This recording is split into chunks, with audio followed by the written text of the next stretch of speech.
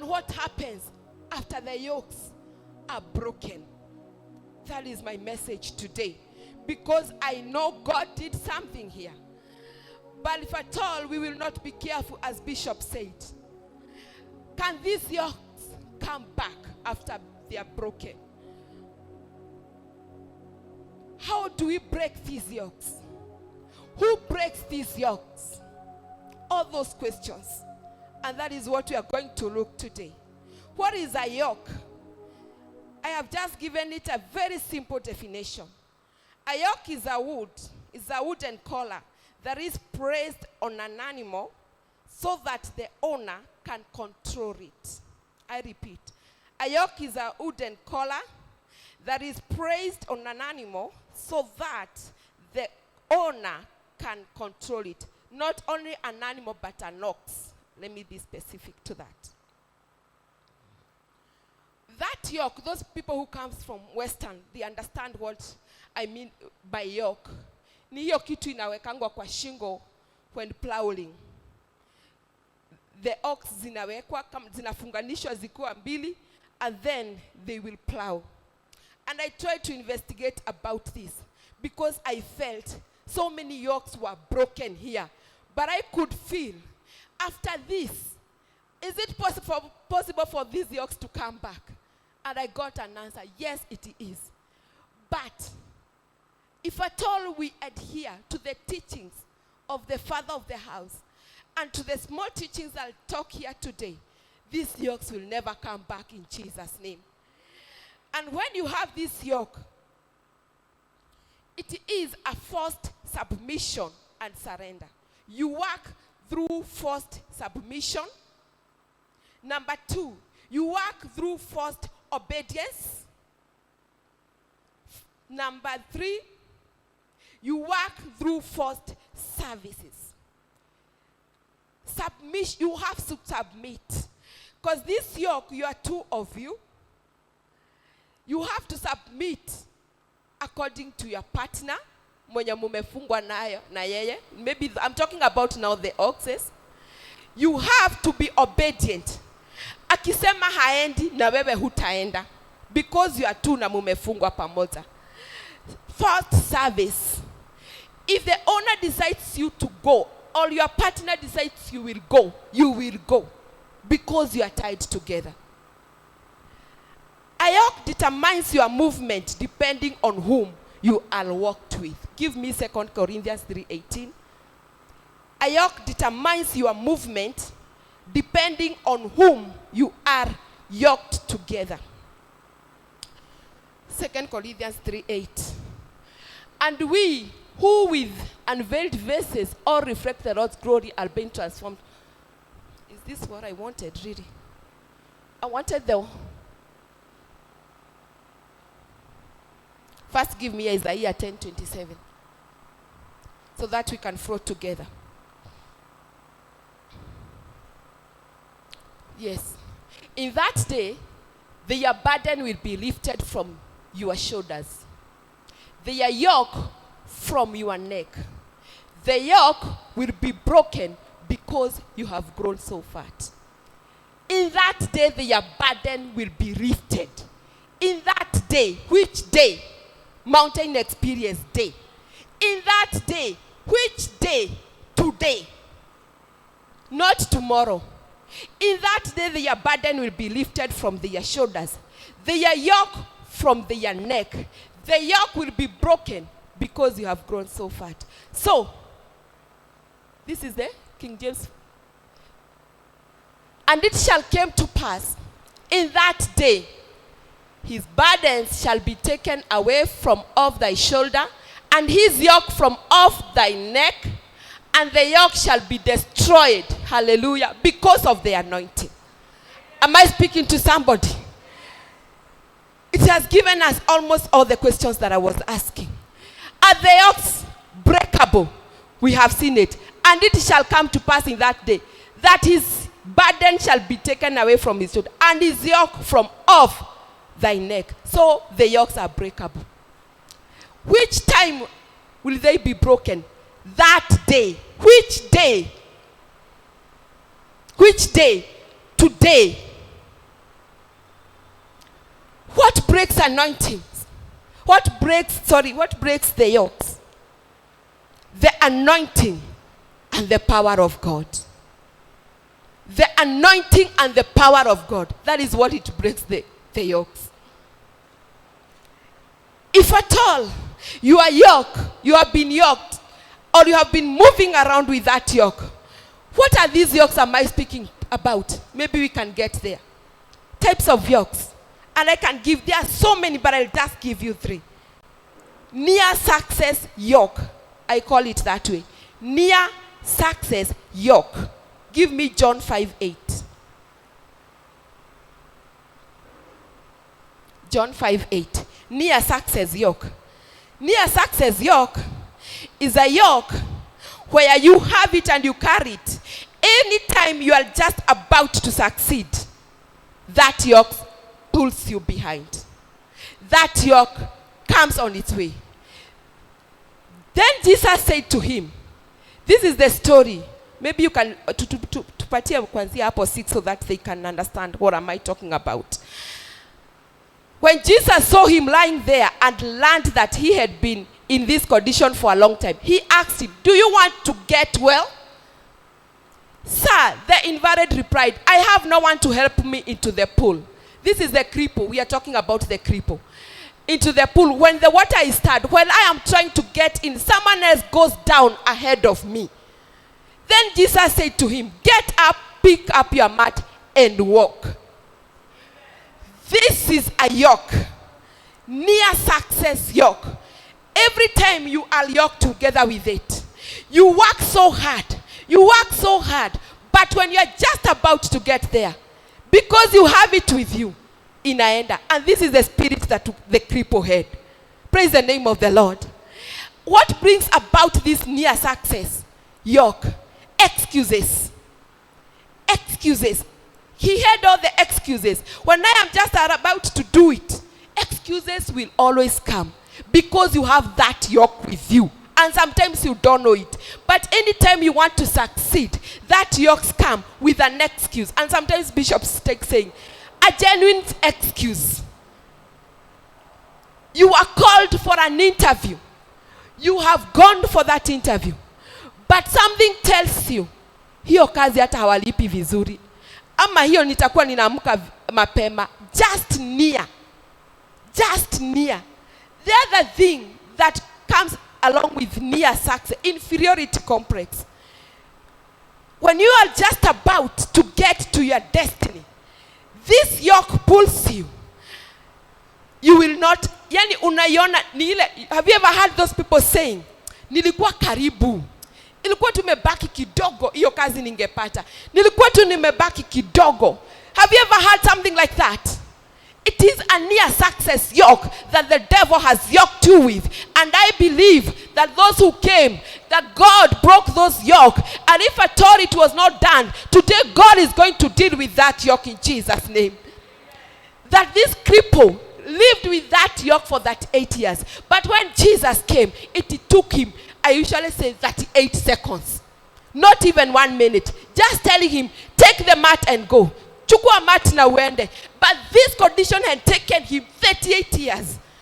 It just takes that 8 seconds for God to break that yoke that have yoked you for all that time. Praise the name of the Lord. Which yoke is this? That every time, I remember, wacha nisiende hapo, because that is in the time. Sometimes we can have this yoke. Evil family patterns. That is number 2. Evil family patterns yoke. It is so broad, but nitaguza tu juu. Evil family patterns. This is a yoke that is in your family. And you yourself, every time you mention it, more than the way you mentioned your God. This says, my mother did this. My mother anakuanga na hii. My father, my grandfather, yani wewe ulishikanishwa na hiyo yoke kabisa. And what you sing is about the yoke more than sing the God who is able to break that yoke. Praise the name of the Lord. Drunkenness in a family. Your grand was a drunkard, and you cite those things. Those are yokes of the devil. But the word of God says he is able to remove the burden of your shoulder and to break this yoke using the anointing of God. Praise the name of the Lord. Premature death. Hiyo iko tu kwa family patterns. What is this yoke? Imekuwa imekufuata. Mtu akifikisha hii miaka hawezi pitisha. Huyu akifikisha hapa hawezi pitisha. It is a yoke. And you have to break it. Usitikie kwenda nayo tena. This is the work of the devil. To pull you behind. You know, when I was doing a investigation about, or a lot of studies about the yoke. The yoke, if I told, the young yoke, if I told the farmer wants to train it, huwa anaihook with a strong yoke. Then ana hook na a young yoke. So that a lot of work, the bigger yoke will do the work. In other words, his strong yoke has the experience, then the young one atatrainiwa na huyu. What am I heading to? It starts na training. It starts like a joke. It starts, someone has introduced you to that. Umekuwa ukisikiza hiyo kwenu. Umekuwa ukisikiza your mother. Umekuwa ukisikiza your father. Wachana na huyu. Wachana na huyu. Hata mwenye ako named after alikuwa wachana na huyu. Na wewe unachukua hiyo wimbo. Because the strong yoke has started training the younger yoke. Now one day you will become a strong yoke. You will start training the small yoke. Praise the name of the Lord. And if at all you will not break that yoke, at another stage, itafuata generation. Are we getting up to that point? So it is upon us to break it. And all. Sasa huyu mdogo na yeye atashika mwingine. And that's why our children are getting into this demonic act of gazing. And yet they are in church. But what I know, God is bringing this to an end in the name of Jesus. These strong oxes the devil is using, God is destroying them in the name of Jesus Christ. And they will not succeed anymore. And if I tell you from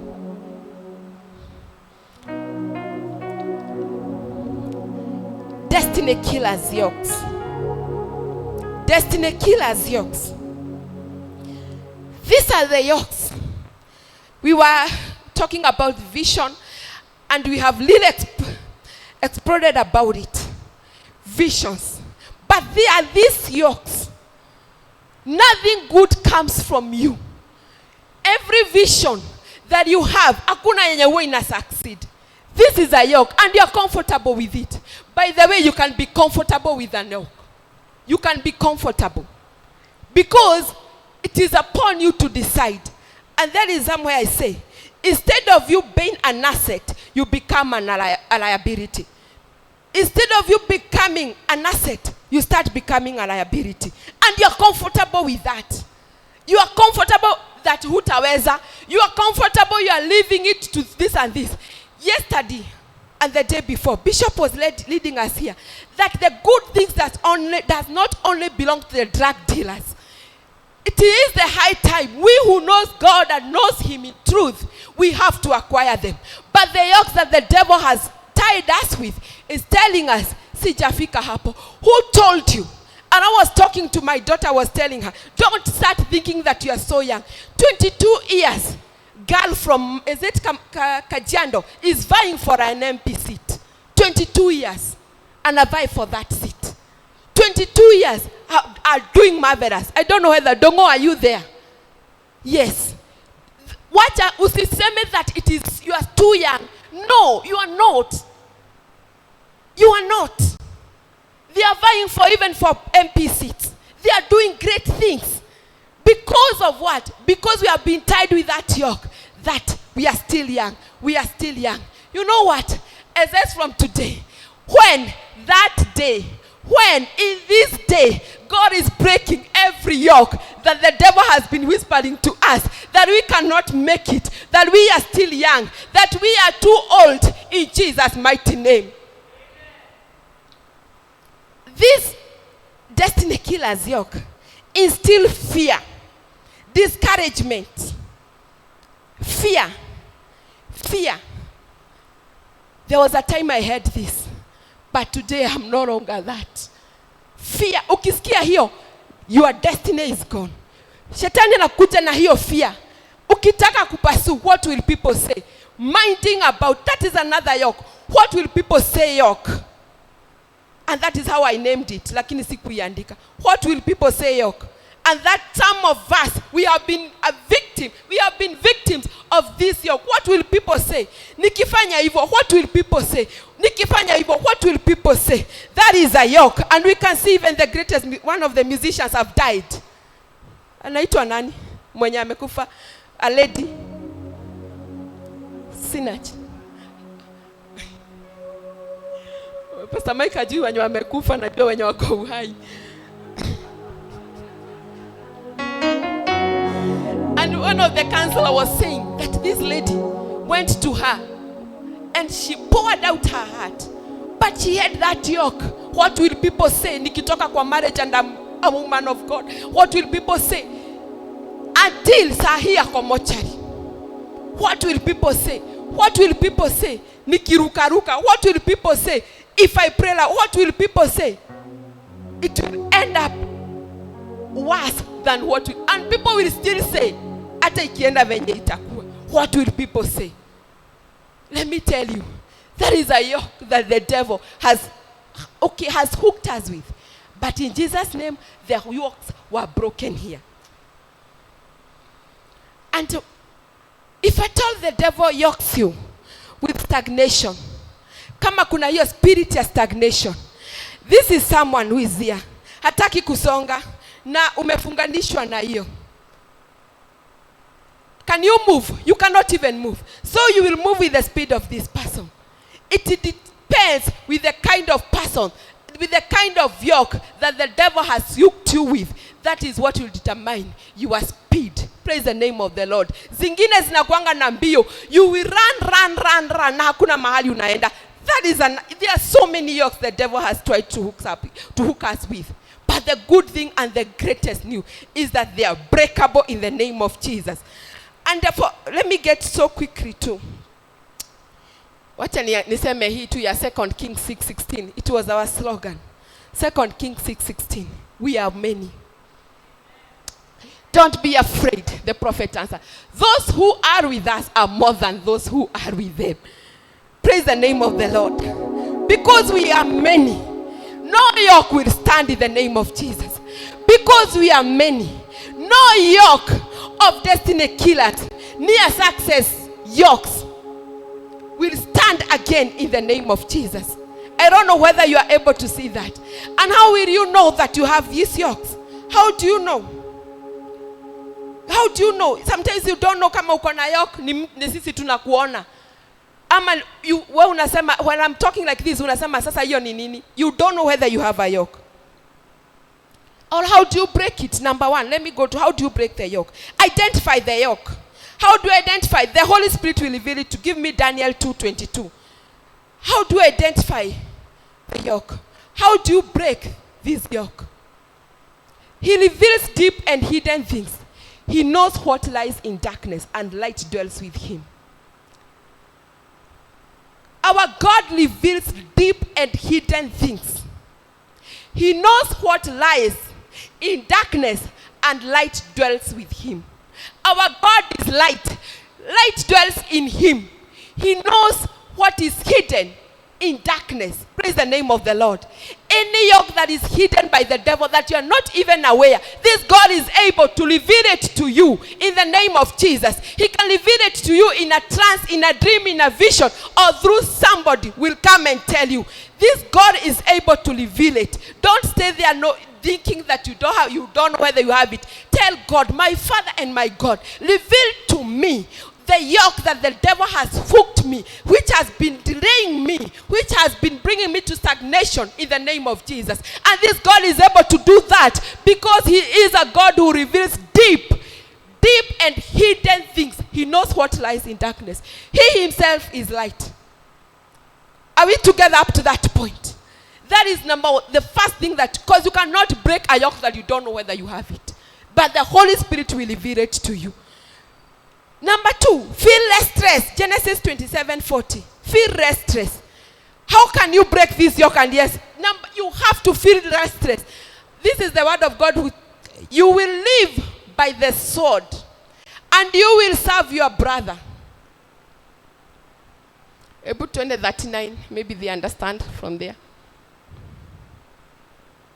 His father Isaac answered him, your dwelling will be away from the earth's richness, away from the dew of heaven above. This is Isaac with the 2 sons. You will live by the sword, and you will serve your brother. But when you grow restless, you will throw his yoke from off your neck. Hallelujah. Able to some. Let us read it together. Let us read this together.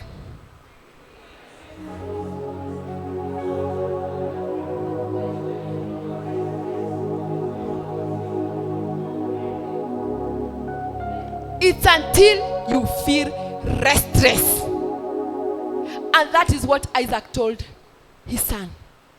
The time you will feel restless, you will throw his yoke, your brother's yoke, from your neck. You have to come to a point, enough is enough. We were talking about proverb. Enough is enough. This yoke is no more. It is until the day you will feel this that the yoke will leave you. God will reveal to you. Number 2, start feeling restless, and then you will be able to remove the yoke off your shoulder. Plug yourself to the socket of anointing. Plug yourself there. Na atashughulikia hiyo. Number 3, welcome the anointing and the power of God, which is a yoke breaker. Prayerlessness, wrong association, as Bishop was saying yesterday. Those are the things that brings back these yokes. Yes, for 3 days we were here. And then today, tomorrow, no reading the word, no praying, no nothing. You know what it starts doing? The neck starts shrinking. The neck starts shrinking. And it is easy for that yoke to come again. If God has broken that yoke of bitterness, if God has broken that yoke of familiarity, if God has broken that yoke of destiny killers, connect yourself with someone who is telling you the positive things. But if at all you walk with someone mwenye atakuwa na kukumbusha about the yoke, you will get yourself there again. If at all the yoke was drunkardness, and the company that you are walking with, God broke that yoke. The company and the people surrounding you as drunkard, that yoke will come back to you. If the yoke that you have been having is near gossip, near inferiority complex, wewe unaingiana na watu wenye wanasema hatuwezi, economy ni mbaya, mimi ni hasara, sisi ni hasara, I'm telling you that yoke will come back to you. But if at all you move with people calling themselves dynasties, calling themselves makers, calling themselves we can make it, calling themselves we are prayerful, calling themselves we are not drunkards, calling themselves they are destiny changers, I'm telling you, you'll be like them in the name of Jesus. And those yokes will never come back to you in Jesus' name. Just check along your associate after what God did here. That is what will sustain that yoke not to come back. Prayerfulness. Be prayerful, fasting, meditating the word of God and the anointing of God. Some yokes zilikuwa unajua sometimes si huwa inakatakata ni kama chain, ikifunga sana inakata. I was reading something about that, about your yoke yenye inafinya hapo. It needs more anointing. Na hata ikibrekiwa, si itaacha the mark. So what do you do with that mark? Because haiponangi immediately. Unapaka remis. Ni ukweli?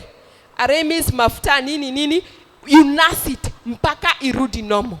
But if at all the yoke will be broken, na unaacha hiyo shingo hivyo, it will get worse. Infection itaanza. What do you do? Some yokes which were broken here, ama some yokes which will be broken here, they have gone so deep. You need the remedies, that is the anointing of God. You need to be praying more. You need to be fasting more. Mpaka isikie imepona.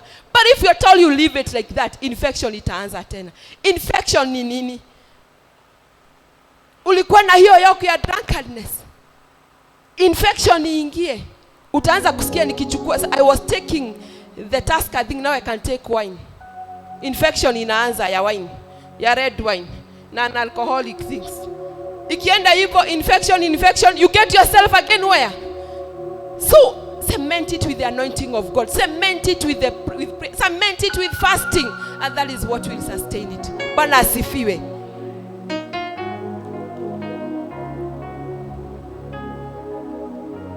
Your season will change when you become restless, feel restless in lack and everything. You can be comfortable in a yoke. The difference between season is decision. The difference that we can break a season of that yoke is a decision. Just decide.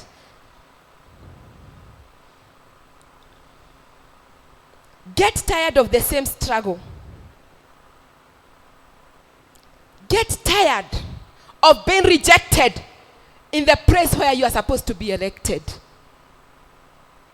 Get tired. Everywhere I go, rejection. Everywhere I go, rejection. That yoke imekufuata. Even to a place where you are supposed to be elected. Rejection. Rejection. Kwanza hiyo ndio nilikataa mimi. And we have a slogan with my friend. We usually say, we will never be ignored. Praise the name of the Lord. Just have it in your mouth. You will never be ignored. And that one, when you wanajua kwa Facebook yangu, I like writing about that. I will never be ignored. It is in my mouth. I don't know whether unasemanga, I will always be rejected. But me, what I know, you cannot ignore me. You like it or not. Mimi nitakusumbua. You cannot ignore me. Me, I will not tie myself with rejection in the place of my election. Praise the name of the Lord. Yoke yourself with Christ Jesus.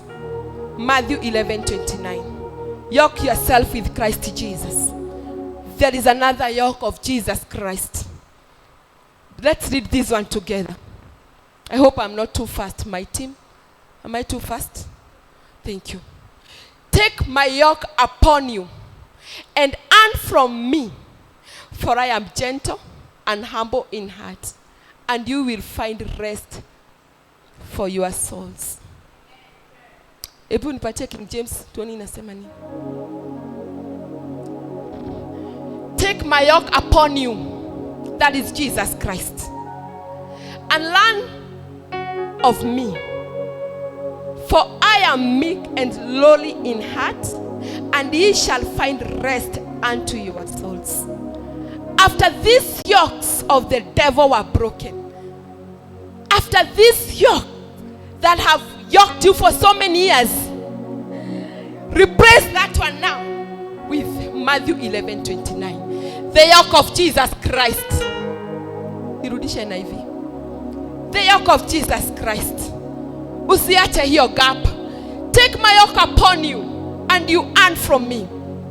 For I am gentle and humble in heart, and you will find rest for your souls.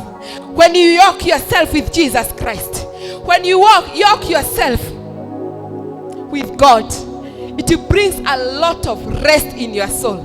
No more trouble, no more rejection. But what it does, it gives you rest for your soul. It is gentle and humble. Always you'll feel the presence of God. You will feel the presence of God everywhere you go, like what I'm feeling. Hata ukikaa peke yako unasikia tu, mpaka sometimes kakena ananiambia sasa tu utaongea kitu ingine, because what I'm finding now happiness ni when we are talking about this God. We can talk mpaka usiku nikikumbuka kitu.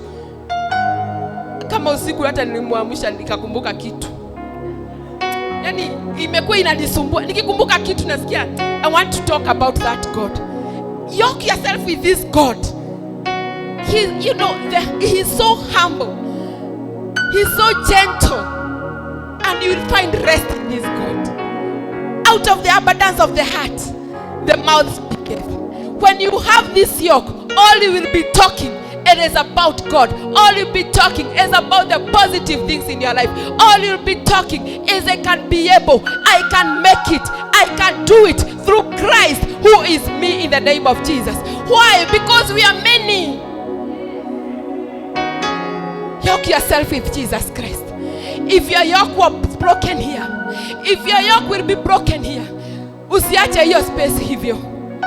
Apana, nurse it with the anointing of God. Nurse it with the yoke of Jesus Christ. And He is the only one who is able to take away every burden in your heart. Hallelujah. Praise the name of the Lord. You know, there is nothing good and sweet when you have Christ and Jesus in you. And you know Him as your friend. And you know Him as your helper. And you know Him. He is your everything. That one gives you all the reason to worship Him, to jump like the way tuliruka hapa mpaka miguu ilianza kuuma. But you know what? Afadhali yume nikirukia Yesu. Afadhali yume kama sina yoke ya what will people say. Afadhali yume without the yoke of destiny killers with me. Afadhali yume nikijua the near success yoke is broken in the mighty name of Jesus Christ. It is us to break those yokes in our families. It is us to break those yokes in our times. Revival is coming, and I have started talking about it. And you know what? Give me Daniel. Acha tu niongee juu ya hiyo. It was Daniel chapter 2, verse 21.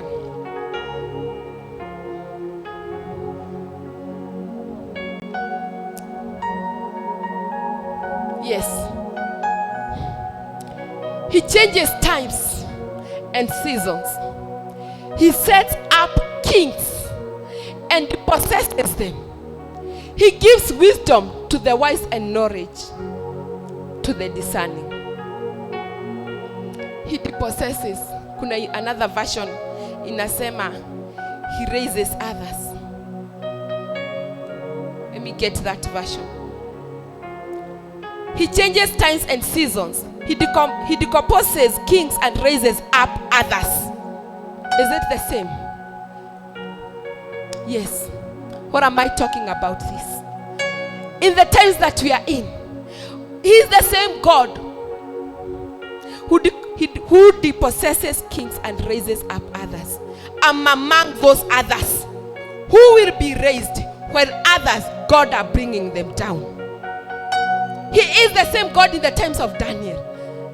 He was bringing Nebuchadnezzar down and raising others in the name of Jesus. I am among the others who will be raised in this season. I don't know whether you are part of me. I don't know whether you are together with me, saying whether you are the one to be going down.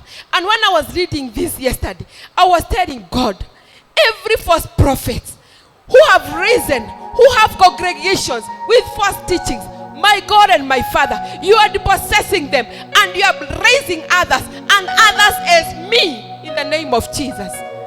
And that is the prayer we are supposed to pray in our times, that God is raising us. When He is bringing others down, He is going to use us. The ones that people think that He cannot, that is what God is going to do in the name of Jesus.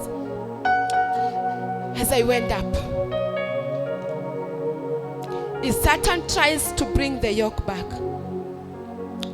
to another time, it won't fit due to the increased fatness or strength of the person's neck.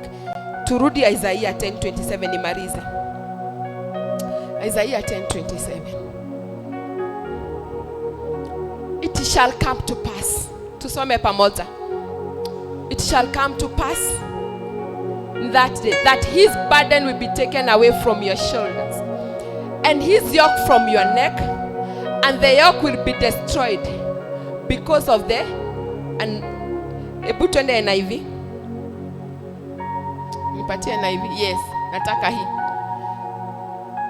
The yoke will be broken because you have grown so fat, sorry.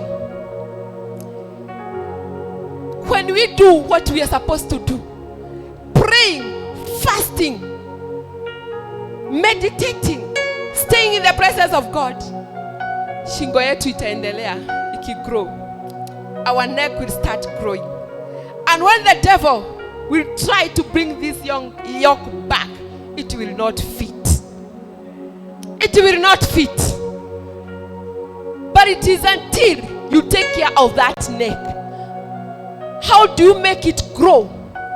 You can make it grow, you can make it shrink. I hope I'm speaking to someone who will make that neck grow fat. Like what the word of God saying. That when this yoke will come, in that day their burden will be lifted from their shoulders. Their yoke from your neck. The yoke will be broken because you have grown so fat. May our neck grow so fat that the devil will not fit his yoke again in our necks. In the name of Jesus. May the Almighty God break that yoke that was not broken during the mountain experience. And when he does it, nurse your neck, nurse it, make it grow fat until the devil cannot get a point of bringing it back in the name of Jesus. Such anointing will move you, or will move a believer from one level to another. And because God has taken us to another level, and because the yokes have been broken, and because God has placed the yoke of Jesus Christ around our necks, which is so peaceful, which is so humble, let us rise up. Tell God, you know your yoke. And if at all you don't know your yoke, God is able to reveal it to you. In Daniel chapter 2:22, He's able to reveal this yoke. He's able to break this yoke. He's able to restore whatever this yoke, this damage that the yoke had caused in your life. Thank you, Jesus. Father, we thank you. You can stand up. It's you who knows the yoke that have been there in your life, has been putting you behind.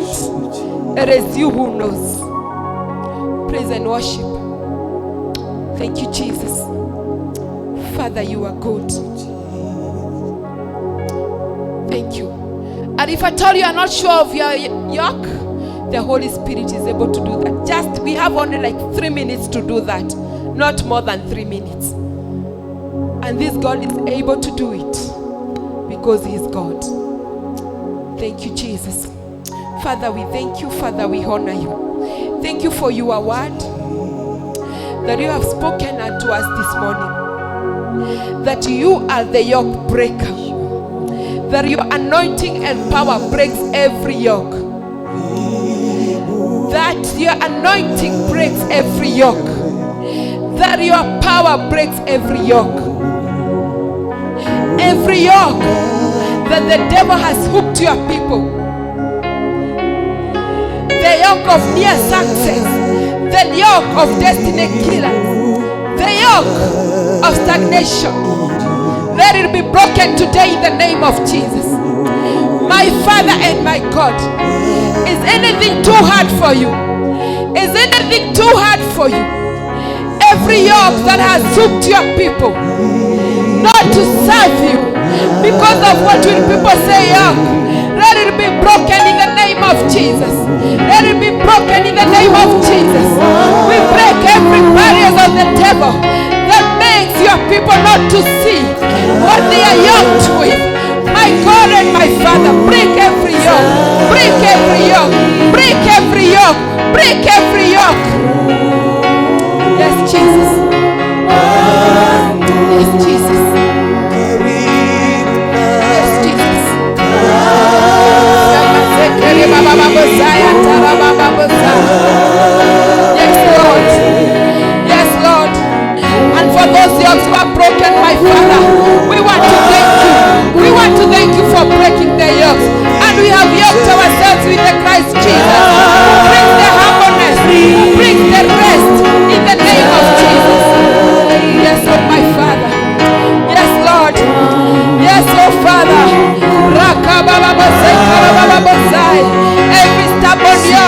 the devil has helped your people, let it be broken today. Let it be broken today. In the name of Jesus. Let it be broken today. In the name of Jesus. In the name of Jesus. And for those who don't know the yoke, reveal them to them. Reveal it to them. Reveal it to them. Reveal it to them.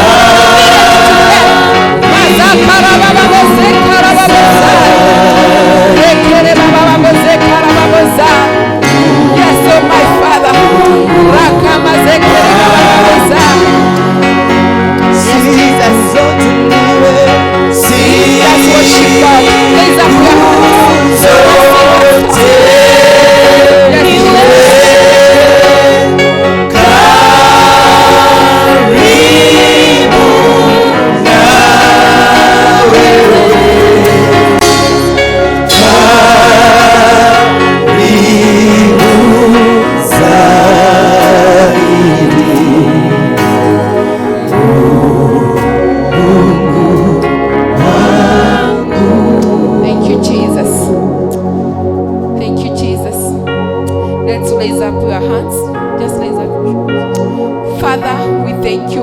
Honor you for your word. Thank you, Lord, because the yokes that your people have been tied to have been broken, oh God. Thank you, Lord, because you are tying ourselves with the yoke of Jesus Christ, which will bring rest, which is humble unto the lives of your people, my Father. As from today, my Father, those who don't know their yokes, reveal to them through the dreams or visions in the name of Jesus. That I speak, there will be no more delay because of the yokes in the name of Jesus. That I speak and I prophesy that the devil who have been trading your people to stagnation, killing their destinies, that today is the end in the name of Jesus Christ. You are raising them again. You are giving them new testimonies. Thank you, Holy Spirit of God. Father, we praise you and we honor you. Through these people who are under my voice, you shall be known. They shall be your ambassadors, oh God, because of the testimony you are praising in their tongues, oh my Father. Receive all the glory and receive all the honor, my Lord. And it is in the name of Jesus I pray and believe. Amen, amen, amen, amen. Amen. Amen. You are there, you want to give your life to Jesus. Uko hapo unataka kuokoka. That is the fact yoke. You can put yourself. Uko hapo unataka kuokoka. Thank you. Just get in your pockets, offering, tithes, first fruit, sacrificial giving.